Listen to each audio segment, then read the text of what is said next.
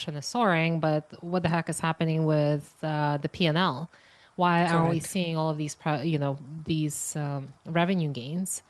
Well, Correct. it's because it comes down to what are those organizations adopting, and then what are they adopting it for, and then how are they linking those benefits back to the P&L. So if you're not solving a P&L challenge, right? So, Right. and you're hoping to just draw some threads to revenue, it's going to be a hard challenge to kind of to solve. So what we're seeing with AI adoption, especially with these generative AI tools, is that it gives you productivity gains that you can Correct. feel. Yeah. You definitely, a lot of enterprises kind of feel, and I think in October of 2025, there was a report that came out from Wharton that basically said, hey, we are in the 90s, 90% of adoption. Everyone's happy. We're seeing productivity gains and we anticipate seeing P&L impact. But if you look at, well, why is it so different than the report we saw a couple of months before that from MIT that said, well, 95% of AI adoption is Correct. leading to no measurable P&L impact. Well, how can they be so different? They're measuring adoption from a different leverage point and from a different maturity scale. So I would say Wharton was looking at the how are organizations that have adopted these tools, because we know that it's a lot of organizations that are using Copilots already. They're using the Google suite of tools, just the Geminis, the ChatGPTs, the Claudes. But how Correct. come this MIT report is saying like, oh, you're not seeing the productivity? So I think that's what it comes down to is the companies who would see the measurable impact, they're either embracing hybrid solutions where they're customizing it to their business and then they're connecting threads directly into their business objectives that they're hoping to grow. And then I would say tech first companies who are driven by AI engine like Netflix, Google, the Metas of the world. Of course, those have a much more streamlined path to P&L growth because of the things that they're targetedly doing, but the types of solutions they tend to invest into tend to be much more customized. They're much more ingrained in their business. They're built off of their data. They're not Right. being benefited by productivity tools, right? So you kind of have to see what, from an adoption standpoint, are we seeing kind of the productivity gains, and then how are you measuring them? Because productivity is Correct. not always measured in P&L. Sometimes it's measured in employee satisfaction, given time back, alleviating burnout, especially in healthcare. That's huge. So if you can showcase that your solution can actually alleviate burnout in healthcare workers, that will be a huge value add to the organization, Definitely.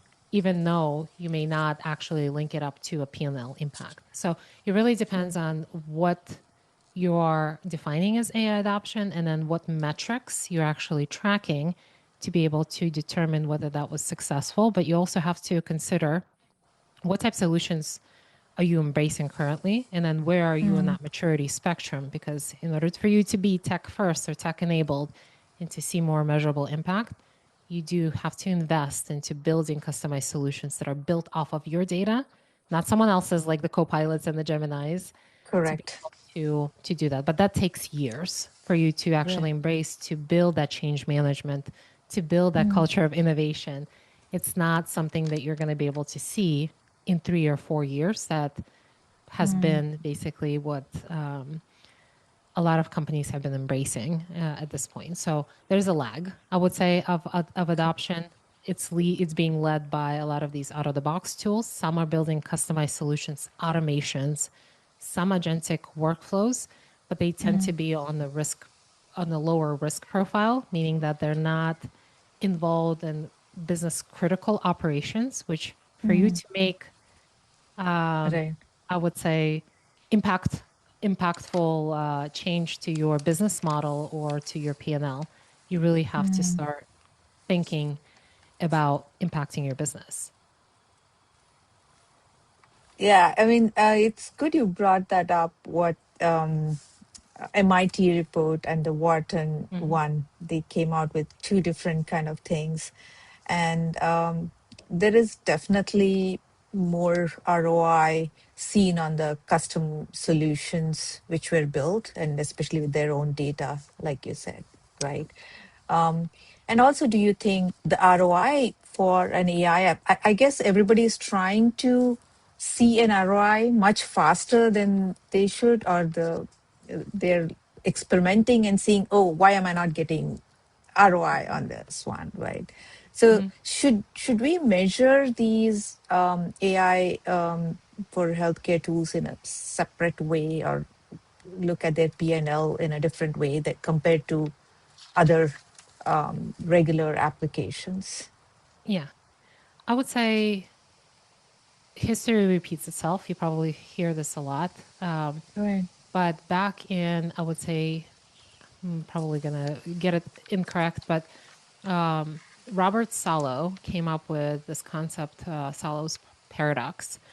I think Mm, from his observations, I would say in like late 90s, maybe early 2000s, from the adoption of personal technology like computers right. into the enterprises. So we're seeing similar patterns now.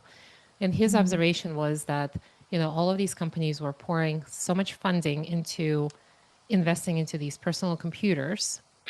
right. And but if you look at the productivity curves, they were really lagging behind. And so they couldn't explain why this paradox is happening, because if everyone has a computer, and how come we're not Mm, seeing these productivity gains that you're expecting? Similar thing. We're pouring so much money into AI, everyone's investing, correct. but where the heck are these productivity gains we were promised? Right. And the ROI that is lagging behind. I think if you're not familiar with Solow's paradox, I Right. suggest the listeners to kind of read into it. I think it'll be Right. interesting. And I think it comes down to, first of all, time, but then two, I think a big hypothesis behind those productivity gains that they were expecting even during the personal computing type of time was, how are you measuring productivity? I think Right. historically, how organizations were measuring ROI was different. And they Correct. realized that in order for us to quantify value added from the computer space, they had to come up with different metrics. Right. And so I would say that there are different sets of metrics when it comes down to AI as well. So Mm, we've seen this, as I talked about, with SaaS solutions, out of the box solutions, with, you're clearly seeing and feeling productivity gains. People are becoming more efficient. They're happier with the use of ChatGPT and, yeah. co-pilots and things like that, because they're like, yeah, I'm just going to delegate this to AI.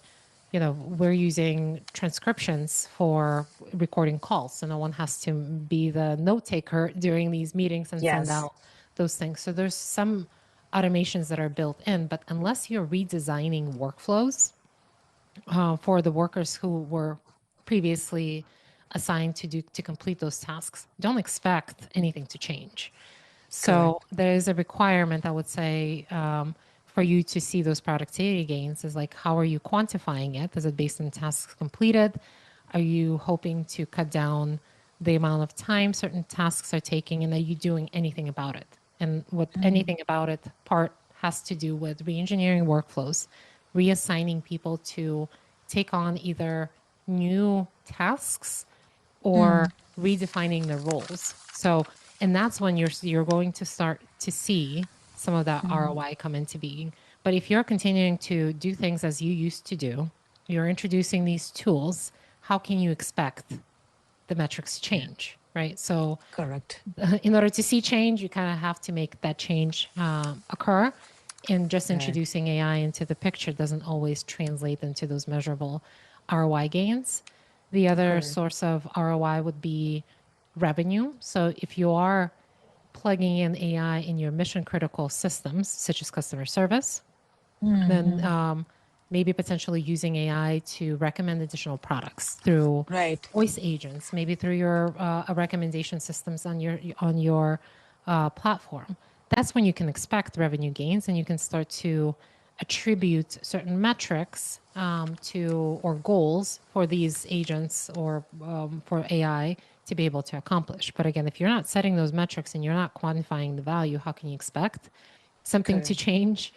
But Yeah. then also, I would say like the third bucket would be the human value and how satisfied is your workforce, and especially as I mentioned in healthcare, there are metrics that are, I would say, health metrics. So in healthcare, a lot of revenues are actually driven by by workers, who are Correct. your healthcare can't be automated away. So it's Yeah. probably one of the main objectives is to keep everyone healthy, happy, and not overworked. So I would say, in certain industries where there is a heavy service component to your business, you have to kind of maintain that human to human relationship. So when you want to optimize for best care and things like that, you don't want to overwork your staff so they can't deliver Correct.